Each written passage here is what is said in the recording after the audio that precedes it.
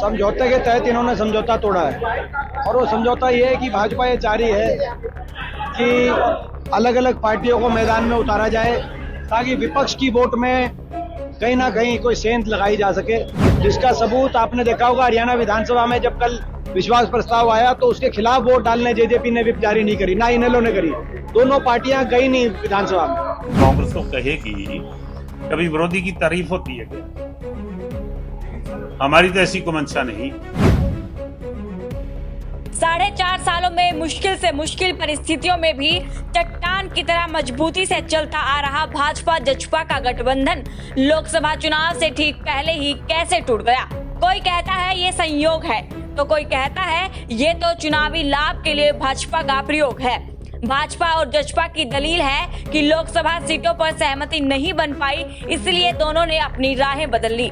लेकिन कांग्रेस का आरोप है कि गठबंधन सिर्फ दिखाने के लिए टूटा है।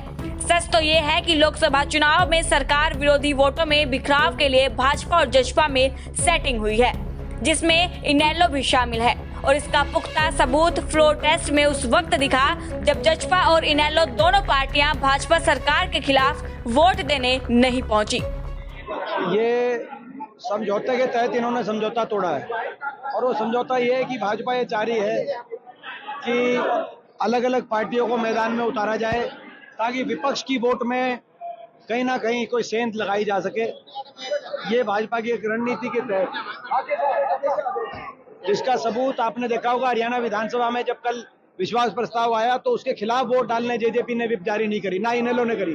दोनों पार्टियां गई नहीं विधानसभा में, यानी कहीं ना कहीं भाजपा से जो मिली भगत का ये खेल चल रहा है, जो हरियाणा पिछले कई वर्षों से देख रहा है, वो जारी है। कांग्रेस के राज्यसभा सांसद दीपेंद्र सिंह हुड्डा का तो दो टूक कहना है कि ये गठबंधन लोकसभा चुनाव में भाजपा को फायदा पहुंचाने के लिए तोड़ा गया है ताकि जननायक जनता पार्टी अलग होकर चुनाव लड़े और विपक्ष के वोटों में सेंधमारी कर भाजपा को चुनावी लाभ पहुंचा सके।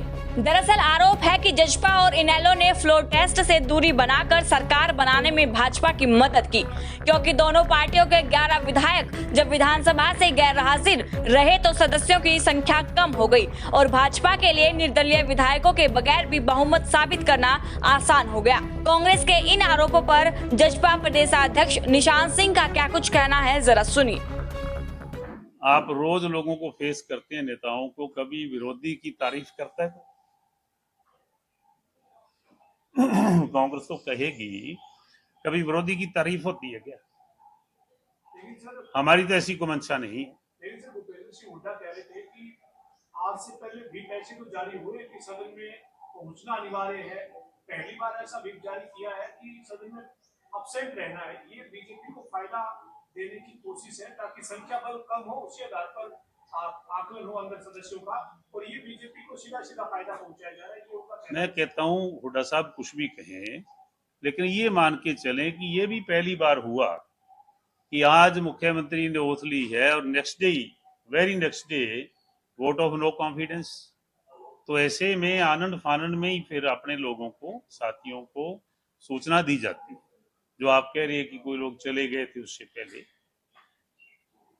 एक ये कहा जा रहा है कि बीजेपी जेजेपी जो है अभी भी बीजेपी के साथ मिली हुई है और ये जो हुआ अनुपस्थित रहने का, ये इसीलिए किया गया है कि ये साथ में मिले हुए हैं। अभी भी आने वाला समय बता देगा कि कौन किससे मिला हुआ। हम तो किसी से मिले हुए, बड़े क्लियर हार्टेड हैं और कल रैली में बड़ी क्लियर कर दी सारी बातें। दरअसल लोकसभा चुनाव से ठीक पहले गठबंधन टूटने को लेकर कई तरह के सवाल खड़े हो रहे हैं। कांग्रेस का कहना है कि ये गठबंधन उस वक्त क्यों नहीं टूटा जब किसानों पर लाठियां भांजी जा रही थी। ये गठबंधन उस वक्त क्यों नहीं टूटा जब कर्मचारियों और सरपंचों को दौड़ा दौड़ा कर पीटा जा रहा था। ये गठबंधन तब क्यों नहीं टूटा जब हमारी पहलवान बेटियां सड़कों पर घसीटी जा रही थी।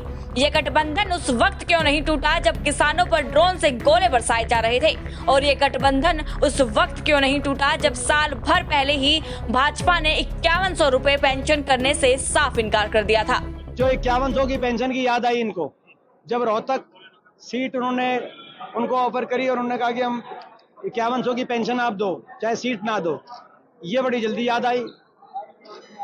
ये तब याद नहीं आई जब प्रदेश में ये सरकार कर्मचारी पे लाठी चार्ज कर रही थी, जब सरपंचों पे अत्याचार कर रही थी, जब मनरेगा के मजदूरों पे लाठी चार्ज कर रही थी, जब आंगनवाड़ी और आशा वर्करों पे लाठी चार्ज कर रही थी, जब किसान 750 किसानों की जान कुर्बान हो रही थी किसान आंदोलन में, जब हमारी बेटियों को दिल्ली की सड़कों पे घसीटा जा रहा था, जब हमारे पहलवानों का तिरस्कार किया जा रहा था, जब बेरोजगारी में हरियाणा देश में नंबर 1 पे पहुंच रहा था, इनको तब तो याद नहीं आई 5 साल तक।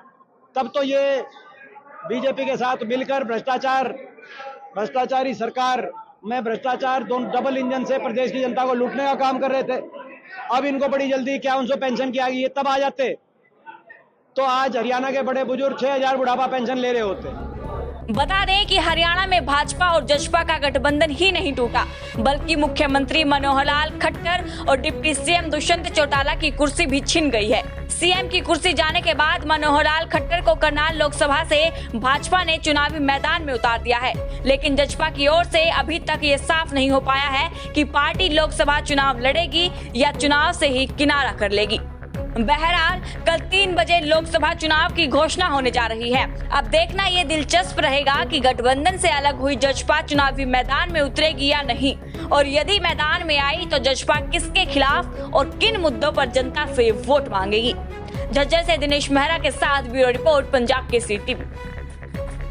हमसे जुड़े रहने के लिए हमारे YouTube चैनल को सब्सक्राइब करें और नई वीडियो की नोटिफिकेशन के लिए बेल आइकॉन को दबाएं। अगर आप ये वीडियो Facebook पर देख रहे हैं तो लाइक जरूर करें और ज्यादा से ज्यादा शेयर करें। धन्यवाद।